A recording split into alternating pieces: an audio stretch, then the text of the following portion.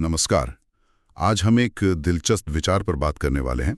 ये रुपेश जैन के अनुभवों से निकला है, जिसे वो #रुपेश दिल से कहकर शेयर करते हैं। हाँ, रुपेश दिल से।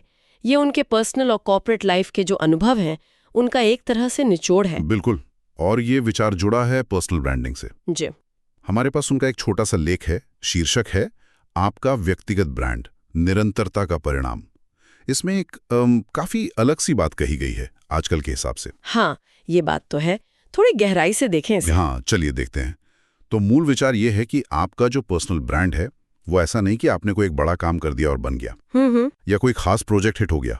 नहीं, ये असल में सालों तक आपकी नीयत, आपकी सोच, आपके काम और फिर जो नतीजे आते हैं उन सब में एकरूपता। हाँ बिल्कुल, एक जैसी लय, कंसिस्टेंसी, और साथ में अपनी कमजोरियों को मानना और उन्हें सुधारते रहना भी। बिल्कुल सही। और पता है इसमें सबसे दिलचस्प बात क्या है? ये पर्सनल ब्रांडिंग को एक मैराथन की तरह देखता है। अच्छा, मैराथन? हाँ, 100 मीटर की तेज दौड़ने, मतलब ये सिर्फ कुछ बड़ी जीत हासिल कर लेना वो नहीं है। ये लगातार चलते रहने का नाम है। और ये 4 चीजों पर बहुत जोर देता है। इरादा यानी इंटेंट, फिर विचार यानी थॉट्स, फिर एक्शन मतलब कार्य। हाँ, और चौथा है परिणाम, आउटपुट। और स्रोत कहता है कि इन चारों में सालों तक कंसिस्टेंसी चाहिए। सालों तक? जी, सालों तक। और ये चारों जुड़े हुए हैं। देखिए, आपकी नीयत जैसी होगी वैसे ही विचार मन में आएंगे। हाँ, ये तो है। फिर वही विचार आपके कामों में दिखेंगे, और जब आप लगातार एक तरह के काम करते हैं तो नतीजा भी वैसा ही आता है। अच्छा, तो ये एक चेन जैसी है। नियत से सोच, सोच से काम, काम से नतीजा। हाँ, मतलब ऐसा नहीं कि सोचा कुछ, कहा कुछ और कर कुछ और दिया। बिल्कुल। लंबे समय तक ये नहीं चलता। ब्रांड ऐसे नहीं बनता। और वो कमजोरियों वाली बात, वो भी इसी में। हाँ, वो बहुत अहम है।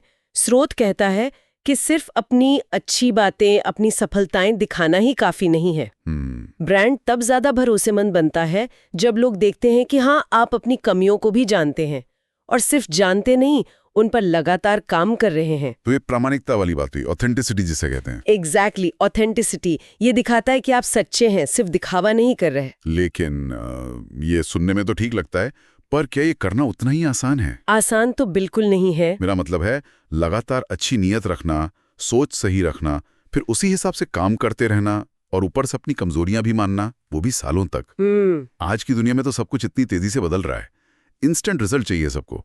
तो ये धीमा रास्ता थोड़ा मुश्किल नहीं लगता? मुश्किल तो है, बहुत धैर्य चाहिए इसके लिए, सेल्फ डिसिप्लिन भी।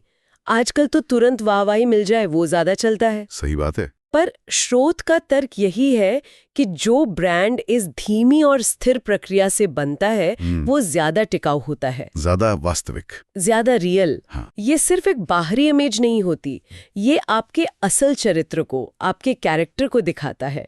ये दिखाता है कि आप अपने काम को लेकर, अपने मूल्यों को लेकर कितने सीरियस हैं, कितने कमिटेड हैं। हाँ, ये बात तो सोचने वाली है। मतलब शॉर्ट टर्म में शायद वो तेज दिखने वाले लोग आगे निकल जाएं, पर लॉन्ग टर्म में बिल्कुल शायद यही निरंतरता और प्रामाणिकता, यही ज्यादा मायने रखती है। बिल्कुल। ये सिर्फ दिखावा नहीं, ये असलियत है जो समय के साथ बनती है। तो संक्षेप में अगर कहें तो रुपेश जैन का ये #रुपेश दिल से वाला विचार हमें बस यही याद दिलाता है कि पर्सनल ब्रांडिंग कोई एक रात का खेल नहीं है। ये एक धीमी, स्थिर और सबसे जरूरी एक सच्ची यात्रा है। ये इस बात का सबूत है कि आप कौन हैं और जो करते हैं उसे कितनी गंभीरता से करते हैं। ये समय के साथ धीरे धीरे बनता है, मजबूत होता है। सच में ये बहुत सोचने पर मजबूर करता है, खासकर आज के माहौल में, है ना, जहां हर चीज इंस्टेंट चाहिए, फटाफट। हाँ, वहां इस लंबे, लगातार कोशिश करने वाले और सच्चे रहने वाले रास्ते की कीमत क्या है? क्या हम या कोई भी इस धीमी प्रक्रिया के लिए सच में तैयार हैं? ये सवाल सोचने लायक है।